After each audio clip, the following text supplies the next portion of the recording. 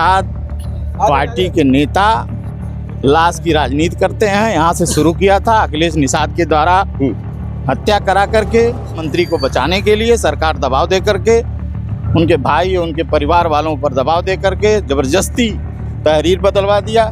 धर्मात्मा निषाद के जाने के बाद अब राजनीतिक सरगर्मियां तेज हो गई हैं। हमारे साथ बातचीत करने के लिए लक्ष्मीकांत निषाद जी हैं, जो समाजवादी पार्टी से सांसद हैं। मैं इनसे बातचीत करूंगा। आज उनके अंतिम संस्कार में पहुंचे हुए हैं। सांसद साहब, जिस तरह से प्रेस नोट वो देकर इस दुनिया को अलविदा कह गए, उसको लेकर आप क्या कहेंगे?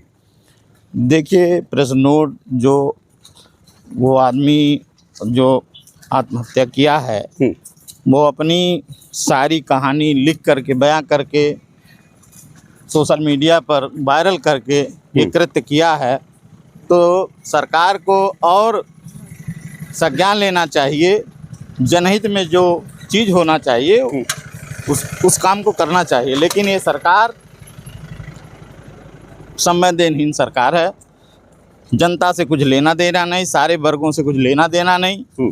तो ये अपने हिसाब से मंत्री को बचाने के लिए सरकार दबाव दे करके उनके भाई और उनके परिवार वालों पर दबाव दे करके जबरदस्ती तहरीर बदलवा दिया और मुकदमा उल्टा पलटा लिख करके इसको ख़त्म करना चाहते हैं। देखा जाए तो वो जो सोशल मीडिया पे उनकी जो सुसाइड नोट जारी हो रही है, जो वायरल हो रहा है, उसमें साफ तौर पे वो संजय निषाद को बताए हैं कि संजय निषाद उनके जो बेटे हैं वो, और लास्ट में जयप्रकाश का नाम लिए हुए हैं। लेकिन जयप्रकाश का नाम FIR में पहले आता है, बाकी 3 लोगों का अज्ञात कर दिया जाता है। तो क्या लगता है कौन वो लोग हैं जो मंत्री को बचाने की कोशिश कर रहे हैं? देखिए, मंत्री जी और सरकार तो जो है अपने तो बच ही रहे हैं। जैसे जयप्रकाश निषाद भी को देखना नहीं चाहते मंत्री जी। हाँ। संजय निषाद जी जयप्रकाश निषाद को भी नहीं देखना चाहते।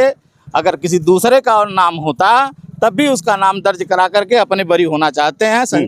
जो जयप्रकाश को फंसाया है, मंत्री जी ने फंसाया। ये काम जो किया है मंत्री, यानी कहीं ना कहीं ये दोनों जो युवा चेहरा था वो निषाद समाज में काफी तेजी से वायरल हो रहे थे, काफी तेजी से युवा निषाद समाज की लड़ाई लड़ रहे थे, वो मंत्री जी को नहीं देखा गया। जी जी जी जी, ये सही सत्य है।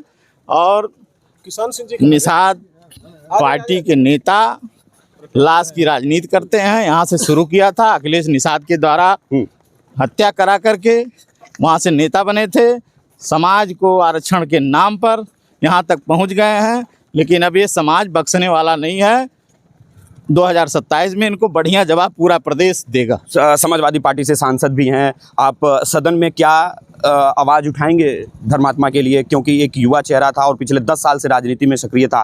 सोशल मीडिया जो वायरल हो रहा है उस पर पढ़ने पे रोंगटे खड़े हो जा रहे हैं। तो उसके लेकर आपका सदन में क्या रवैया रहेगा? उसको लेकर आप क्या आवाज़ उठाएंगे? देखिए, हमारे नेता, हमारे पार्टी के राष्ट्रीय अध्यक्ष सारे वर्ग के लोगों के लिए, हर अन्याय के खिलाफ समाजवादी पार्टी लड़ने का काम करती है। जो राजा निषाद के साथ अन्याय हो रहा है उसके साथ, राजा निषाद के परिवार के साथ खड़ा होकर के समाजवादी पार्टी अपना न्याय दिलाने का काम करेगी। जो भी कार्य होगा उसे उठाने का काम करेगी। चलिए, बहुत बहुत धन्यवाद बातचीत करने के लिए। तो समाजवादी पार्टी के सांसद थे और इनका साफ तौर पे कहना है कि समाजवादी पार्टी सड़क से लेकर सदन तक धर्मात्मा निषाद के लिए आवाज़ उठाया जाएगा, क्योंकि धर्मात्मा निषाद का जो प्रेस नोट है, जो धर्मात्मा निषाद का सुसाइड नोट है, उसे पढ़ने के बाद ये साफ तौर पे जाहिर हो रहा था कि जो वो युवा था वो निषाद समाज का एक आईना था, जिसको लेकर मंत्री जी को देखा नहीं गया। और जो FIR पुलिस की तरफ से दर्ज किया गया है, समाजवादी पार्टी के सांसद का साफ तौर पर कहना है कि मंत्री जी को बचाने के लिए कहीं ना कहीं जयप्रकाश निषाद को मुख्य आरोपी बना दिया गया है और 3 लोगों को अज्ञात कर दिया गया है। लेकिन वहीं सुसाइड नोट में पहले 3 लोगों का नाम है, संजय निषाद, परवीन निषाद और उनके जो एक और बेटे हैं उनका नाम, उसके बाद जयप्रकाश निषाद का नाम है। लेकिन पहले जयप्रकाश का मुख्य आरोप बना देना तो कहीं ना कहीं ये राजनीतिक अब जो है वो हलचलें बढ़ाने वाली है। समाजवादी पार्टी का साफ तौर पे कहना है कि सड़क से लेकर सदन तक आवाज़ उठाई जाएगी। पूरे वीडियो में आपकी क्या प्रतिक्रिया है कमेंट बॉक्स में बताइएगा। वीडियो को शेयर करिएगा। बहुत बहुत धन्यवाद। जय हिंद।